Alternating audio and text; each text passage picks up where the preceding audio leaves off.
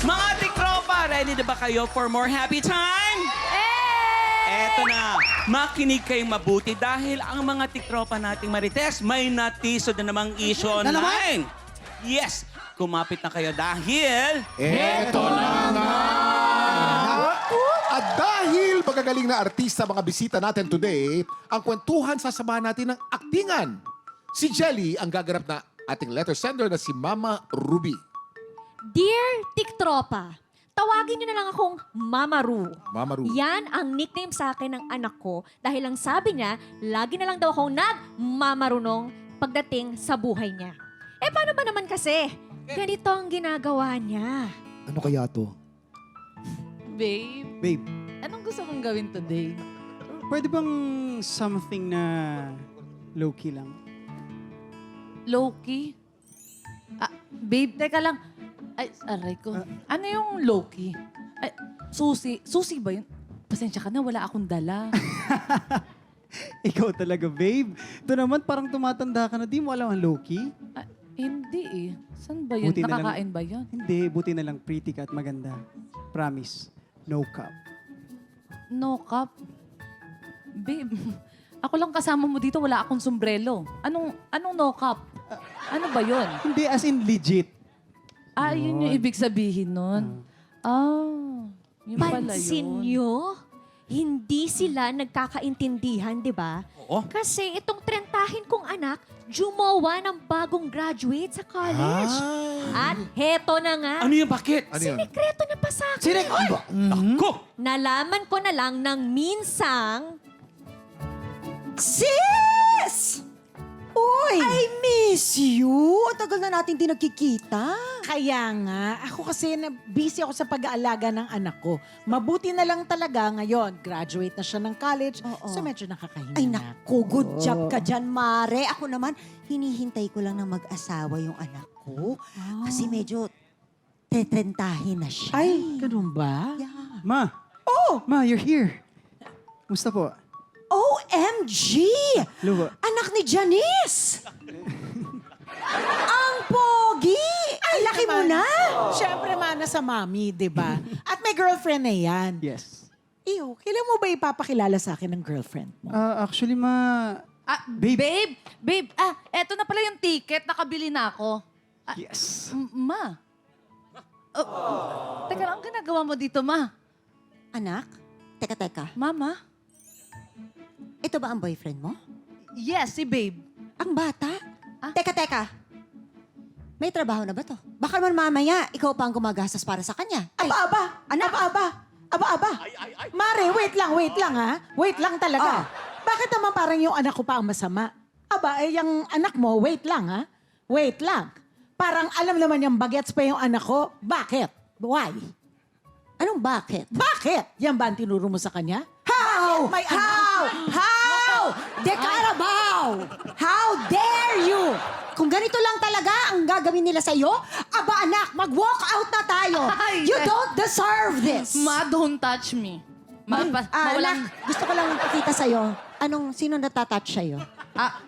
Ano Wala pa lang. don't touch you? Ha? Ma, kung kakapitan mo ko, wag mo nang ituloy. Ay, Kasi, ma, mawalang galang lang po, my future mother. Ma, and my future ma, matanda na ho kami. At may sarili na po kaming pag-iisip. Nagmamahalan kami ni babe. Di ba, babe? Age doesn't, matter. Tamang-tama ka, ma. ayun na nga mga tiktropa. Gusto ko naman maging masaya para sa anak ko. Pero kaya ko bang suportahan yung gusto niya? Yes, madaling sabihin na age doesn't matter. Pero totoo pa rin ba to? Pag anak mo na ang involved, nagmamahal, Mama Ru. Ayan. Ay, Magandang tanong to. yes, maraming ganyan, Kuya Kim. Hindi, tsaka medyo binata talaga ng anak ng mga guest natin ni Janice. Anong masasabi mo?